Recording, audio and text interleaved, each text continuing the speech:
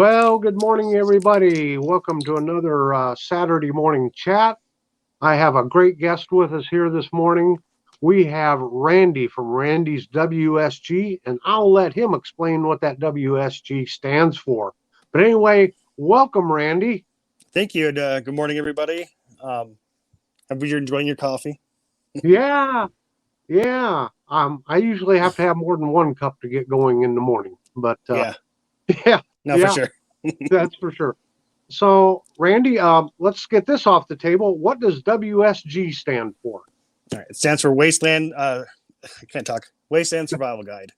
Wasteland. It's from Fallout. Okay. If you look around my room, you can kind of see up there. There's a bunch of Fallout stuff, and I have a ton of Fallout merchandise, and oh, neat. So I started doing. When I started the channel like 10 years ago, but like about 7 years ago, I started doing the Wasteland Survival Guide. Sure.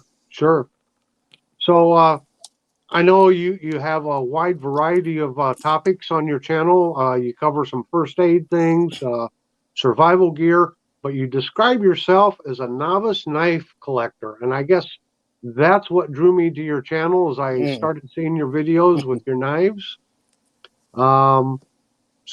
But before we get into knives and this and that, you told me earlier that you're just went to school and graduated as a nurse. Yeah, almost 2 years ago now. 2 years ago, isn't that fantastic? And I also know that you are into old coins too, right? Yeah. That's great. I brought two to show you if you want to. Okay, let's get you up on the big solo screen here so we can see those coins. And these are ones I already did a video on. This is Ptolemy. Okay. This is Ptolemy the Second. Ptolemy the Second, okay. From Alexandria. And about how old is that? This is from 246 BC. So 2,250 years about. And this next one's from 260 AD. And it's one of the usurper emperors from it's a Roman general that he declared himself emperor in Germany or Gaul. Sure. Or the Gallic Empire. So, the Gallic, okay, great. And I'll be posting. That is neat. I'll be trying to do more videos over time. What's it like to hold something that old in your hand? Oh, it's great. So like when they're in plastic, it sucks. But when it's an actual coin, I don't have one out right now, but when you can actually hold the metal in your hand, yeah, like you feel the history in it. You just wonder who else has touched that coin, right? I mean, it's like that with an old knife, which I'll show you before you get off the screen. Yeah. So I found an old knife at the thrift store or antique shop, and it's so far sharpened so much, and I think it's a muskrat, but yeah, it's an old K-bar.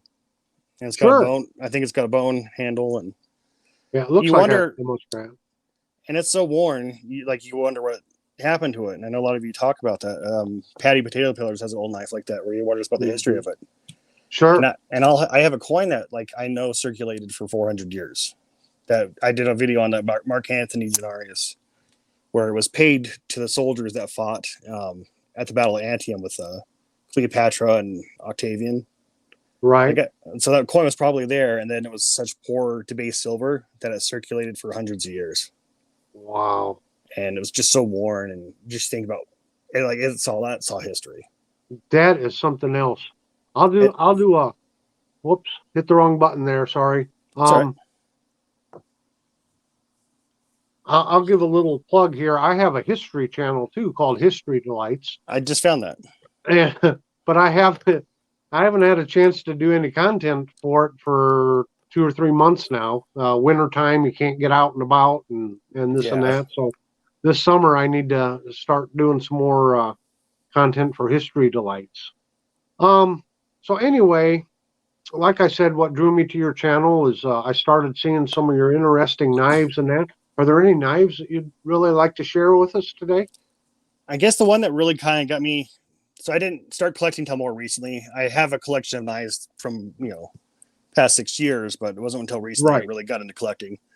But one of the first ones that kind of really sparked my interest a few years ago was this, my fossil. Oh, okay. I Now, never saw. you just did a video. Was that a 3 for Thirsty video you did Yeah, that with? and I have a review on it too.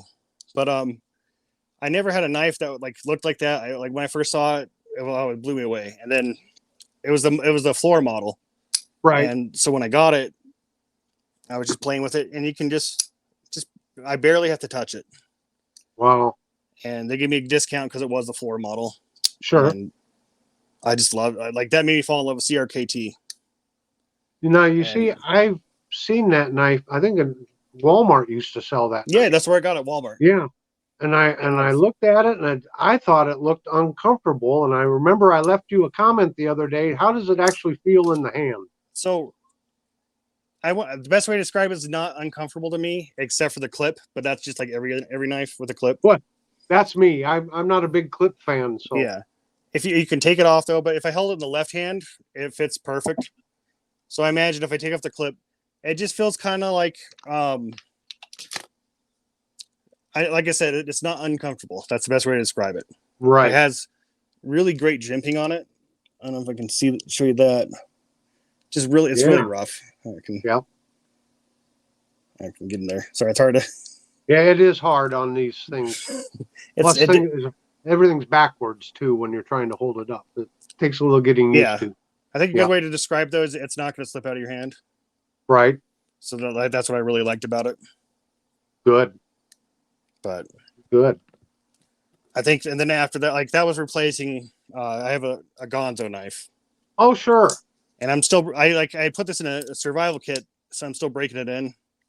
Right. After 6 years, I'm finally breaking it in. You finally breaking it in? Yeah. But no, this. I like the bigger, like a big drop point knife. I thought that was great.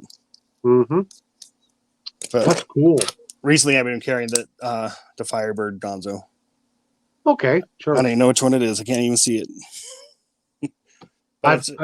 I've heard a lot about the Gonzos, but I don't happen to have any. But they take some getting used to. You have to break them in. Do they? Okay.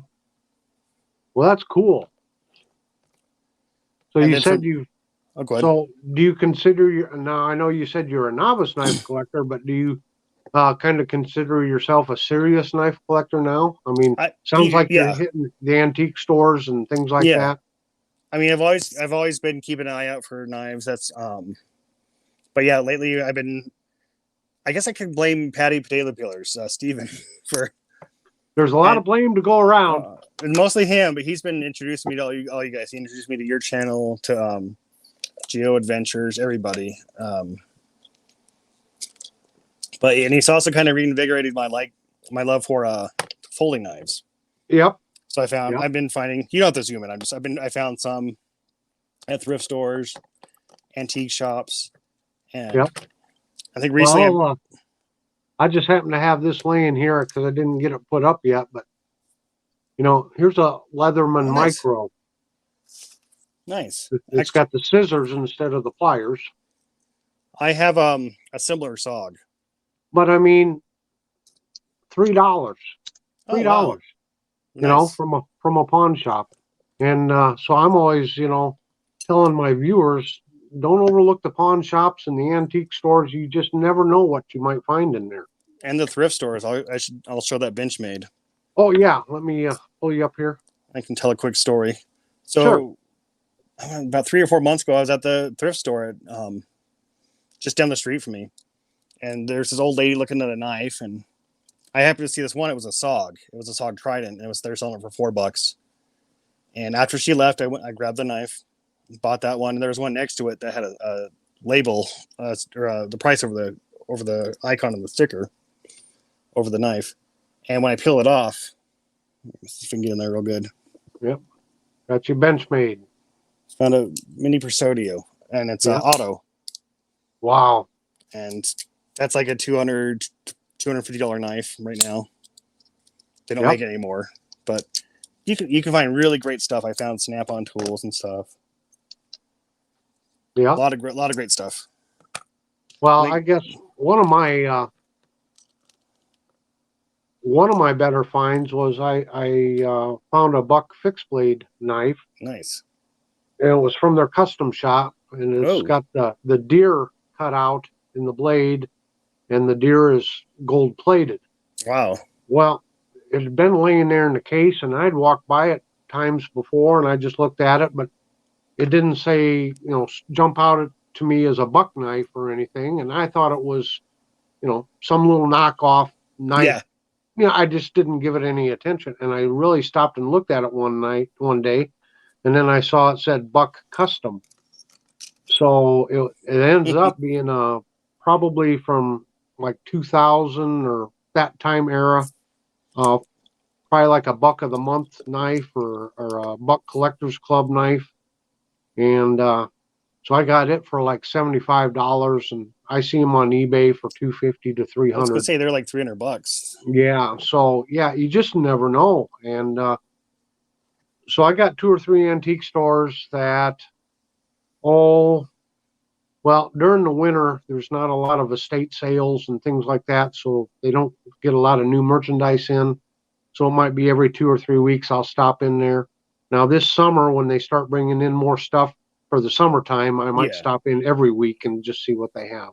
I think I have a couple. Like I have like 2 antique shops and an estate sale shop within walking distance. So it's kind of nice to go check out those. I got like 5 thrift stores we can hit. Wow. We can't even do them all in one day because there's so many.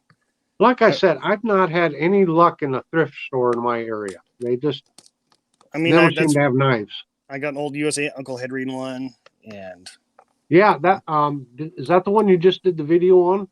No, this is the one I did when I talked about my uncle passing.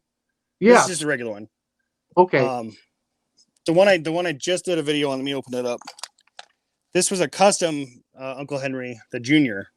That's it. Okay, yeah. And that was awesome. I mean, I was just looking for something to put in my box. Sure. And that's a USA made? No, this is a Chinese one. That's okay. But it's a seller in Albuquerque on eBay. Sure. And I can't remember his name. It's like Tiger or something, but it's on my video if you guys are interested. And just really awesome job. This is Amarella wood from Brazil. That looks very nice. And it cost about the same as the one on Amazon. It was $23. Wow. And you can't beat that custom knife. Yep. They are pretty neat. So you watch Patty. Is there any of his knives that you like to watch? I like his abalone knife. To see, I like his abalone knife. Yeah. That was like, he has a real pretty one. I don't think he would ever carry it. Right. And that kind of helped me. So like back in, I'll just tell a quick story again. Back like 4 years ago, we had really bad fires in the mountain, and we had a burn scar, and so they were worried about flooding. So they've been piling up sandbags in my neighborhood and barricades and cinder blocks, and they even closed off a street because they were afraid it was going to get so bad. And it took like 2 years for it to actually happen, where I had like about a foot of water running down my street. Wow. And I saw like I was trying to hurry and pull in my trash cans, and I saw like neighbors' trash cans going down the street. Then I saw like a pallet and lawn chairs, and then I happened to have my phone out. And I saw a couch going down the street, so I hurried, got a videotape of it, and I shared it on Twitter. And all these news agencies are trying, oh my god, can I share that? Can I share that? And I'm like, sure. And then this it was an agency called like Viral Hog. They reached out to me, and they were going to monetize my video.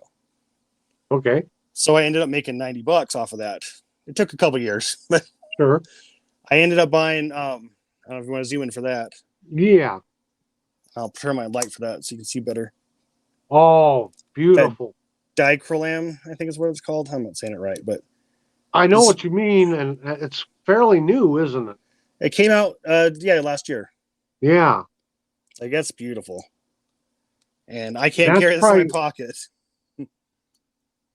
That's probably one of those that you really have to have it in your hand to really appreciate the beauty of it. Oh, yeah. Yeah. And like the pictures don't do it justice, but that right. should help a little bit. That's gorgeous. It's like three-dimensional. Yeah, I was going to say those colors just really pop out at you. And I guess while I'm still up, I'll just show my most recent purchase was I found a fish knife. Oh, nice. And all I did was oil it up a little bit because it's super Yep. rough, but has a nice patina on it. Yep. I love it. Has a bottle opener. Yeah. I want to find a new one of these so I can use it. I don't want to use this one. What was the tang stamp on that one? It's Imperial Imperial? Prov USA.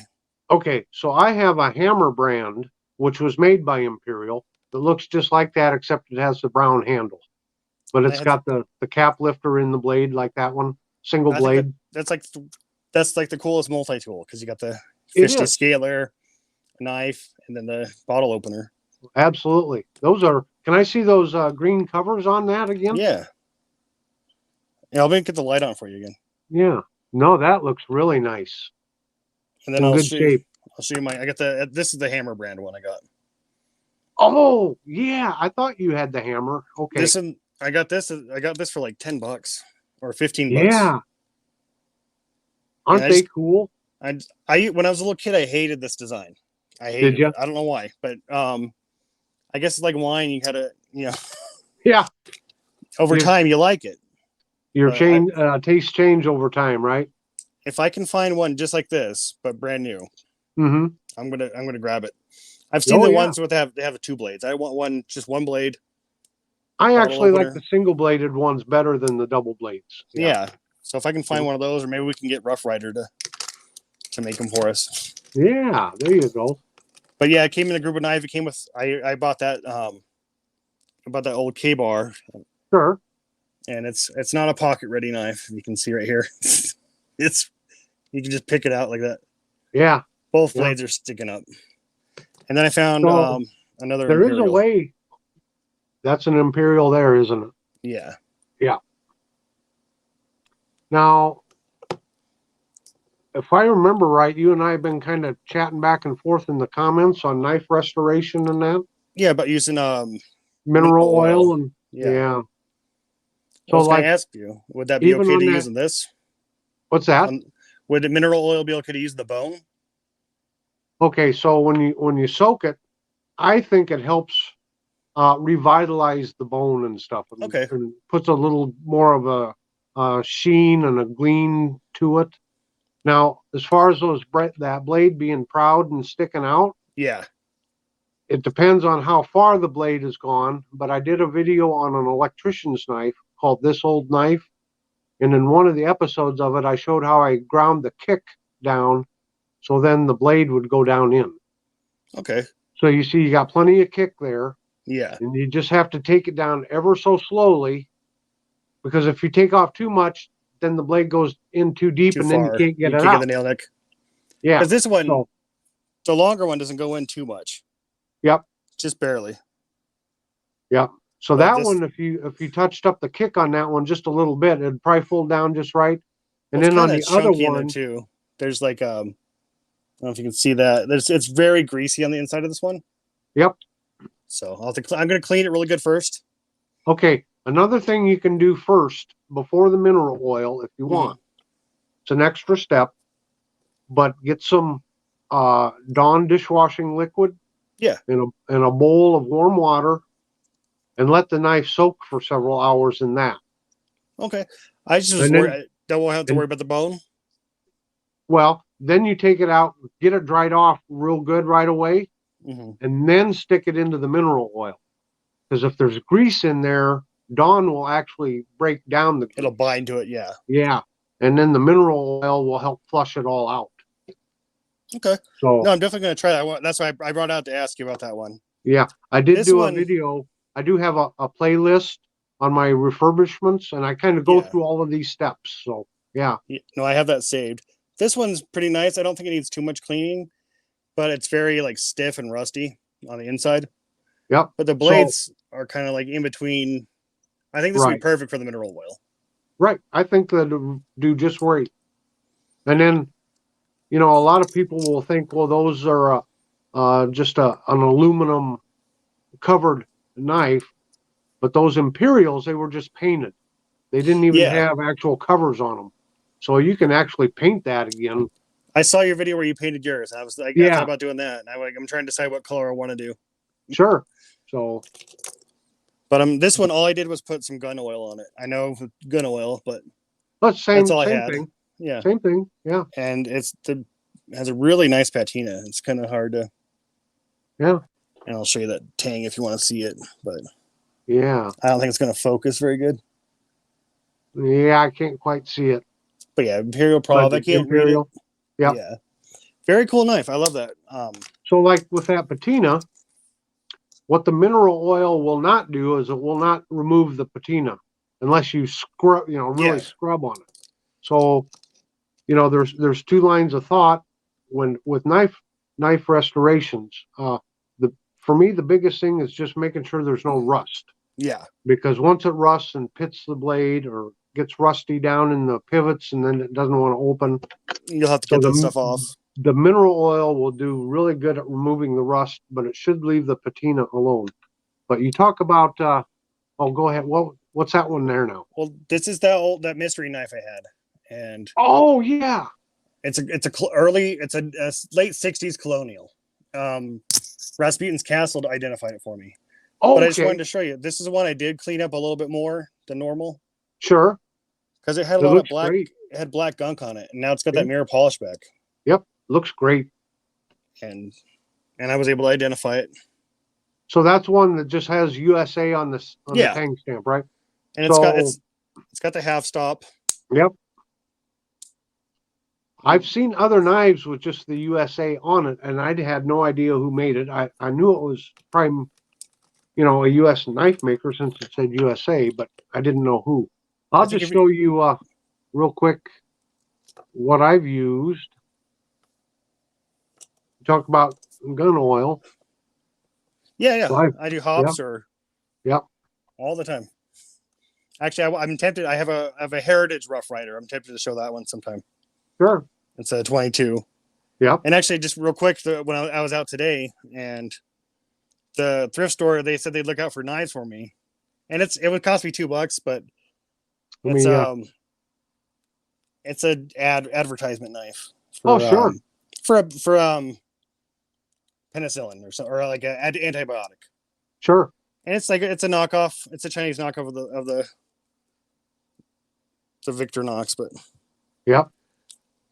But I mean, I just pick them wherever. I'm always like, I think I've bought other people as much knives as I have.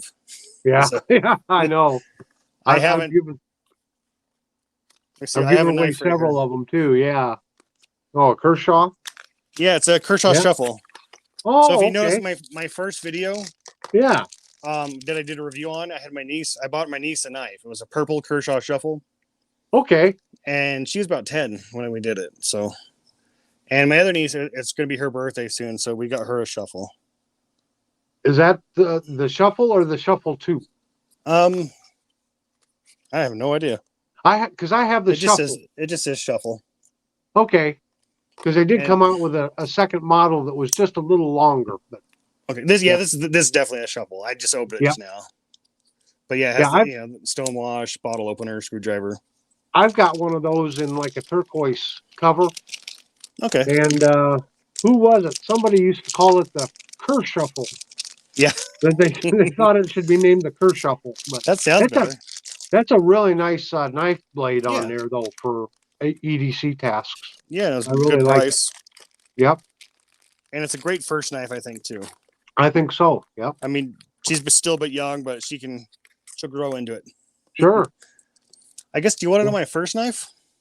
Sure. What do you have for a first knife? So I have a couple first knives.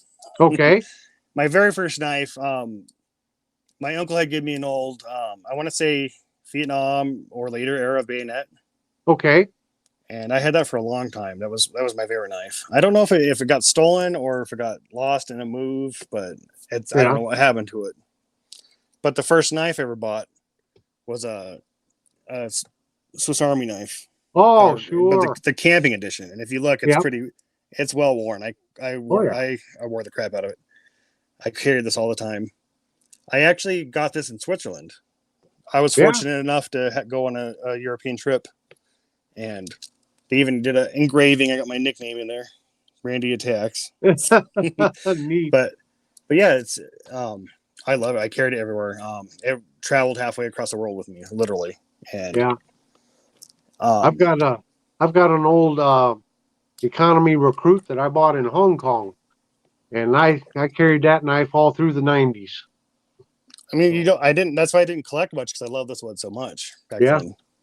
It wasn't until like about 10 years ago I started really collecting. So Well, I've had this since '99.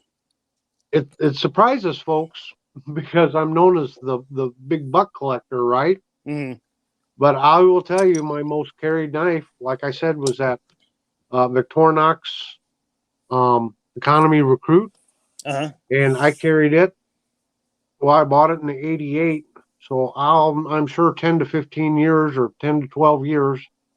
And then 5 or 6 years ago, I got one of the Evo Grip 11s, and that's the first knife in my pocket every day. So as far as actual everyday carry, the Swiss Army knife, one of the two, has more time in my pocket than any other kind of knife, hands down. So I tell you that I would have been sad if I lost that. yeah, they're just yeah. That's Yep. why I got the Gonzo. That's why you got the Gonzo. Yeah, I can Another lose that. EDC, huh? Yep. Yeah. I'll just flash up real quick. You don't have to zoom in. Okay. Yeah, Sure. just real quick.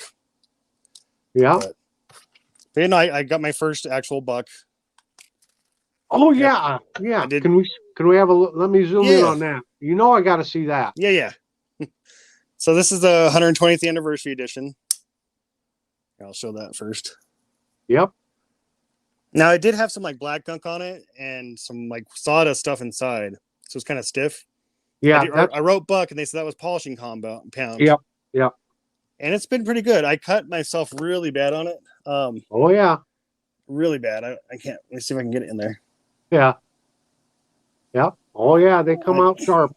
Well, I can't. It won't come in. But I almost thought I had to get stitches, and I'm a nurse, Yeah. so like when it worries me, it's pretty bad.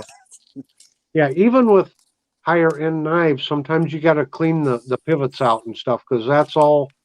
It's either grease or grease with some metal filing still ground in, mixed in with it a little bit, or They were saying polishing compound on that one. yeah, and it could be polishing compound. Yeah. But And so yeah, even with a what's like a GEC or something, yeah, it's possible even with one of them you might feel a little grinding when you're opening and closing, and yeah, that's all it is. and it's fine. I mean, I know you just need to like break them in and stuff. Yeah, just a little cleaning and they'll clean right up. You know what? Well, Also, Randy, 30 minutes goes really quick, fast. and we're coming up on the end of our time here. Yeah. Where do you see your channel going here in the next months or years, or are you going to be focusing on knives a little more, or no? 100%. I think I'm gonna. Well, 80% I'm gonna be focusing on knives. I want to keep doing first aid and survival stuff. Well, that's important to know, especially when we're handling knives. I mean, if you handle knives, you're going to cut yourself. I have one handy right here. Yep, that's right. I mean, I got them all over. But I'm going to do survival stuff for sure every now and then, and coin stuff every now and then. But I think I like, as of right now, I'm a knife channel. So there you go. I have like about 20 videos I want to do. So yeah, at least that's just good. like quick reviews. It's good to plan ahead and be thinking ahead on what you want for videos. So hey, I was just gonna say real quick, I might do some tool videos too, just so nobody's surprised. But oh sure, yeah. But I mean, we use tools to fix our knives, and knives are tools. So yeah. Well, as people have always advised me, and what I just kind of pass along, it's your channel. Do what you enjoy doing. Well, I figure it's the stuff I post on my channel, I want to pass on to my family, to my my nephews and nieces. So that's my main goal. Yep. It'd be cool to get 1,000 subs and get ads and get free knives and stuff. But so that's my main goal. You're working on 400, right? You're around. Yeah. So we need to be 400 pretty soon. I'm guessing the way things have been growing, but. Well, I'm not sure. This is a pre-recorded video, so I'm not quite sure when this will be posted. Let's hope by the time I get it posted on there, you're over 4 already and working on 5. Yeah. But it doesn't matter. I'm just going to encourage all the viewers here today. If you would, hit the like button here on this video, leave a comment, say hello to Randy. but most importantly, go over to Randy's WSG and hit that subscribe button. He's got some great content. I appreciate it a lot. Randy, welcome to the knife community. Thank you. And one of the things is it's just a lot of fun meeting new channels and the people behind them and hearing Everyone's their stories. Nice. And everyone's been real nice. Yeah. So I'm going to leave you with the final closing thoughts. Well, actually, I wanted to give a shout out to another channel, actually. Oh, absolutely. So, Matt Sawyer, the Slip Joint Sawyer. Yes. He did a video where it was an open tag about knives that were easy to use for people with dexterity problems or arthritis or something. Right. And my mom, she's almost 74. She's 73 right now. So I had her try out some knives, see which ones were easy. She has a little bit of arthritis. And the one we tried was the Opinel. Oh, so yeah. If you have dexterity issues, it's super easy to open. Yep. And it's super easy to lock. Yep. Super easy to unlock. All my other knives, like I thought, like was the Fossil easy to use? Well, like it's easy to open, but is it easy to close? And not for most people with issues. Right. Yep. So and it's dishwasher safe apparently. Yeah. Yeah. I watched Slip Joint Sawyer's video on that too, and I'm wondering what I have. I'm still hopefully can get through my knives and see if I see anything that kind of puts the bill, but nothing's coming to mind right now. So I can barely open the new ones I got. Yeah, I know. So I know. My fingernails were breaking. Yeah. Well, everyone, I appreciate you joining us here on this Saturday morning and listening to this little chat. And I want everyone to have a very wonderful and delightful day. And we will see you next Saturday with a new channel. So, Randy, thanks again for joining us. Thank you. Okay. Goodbye now.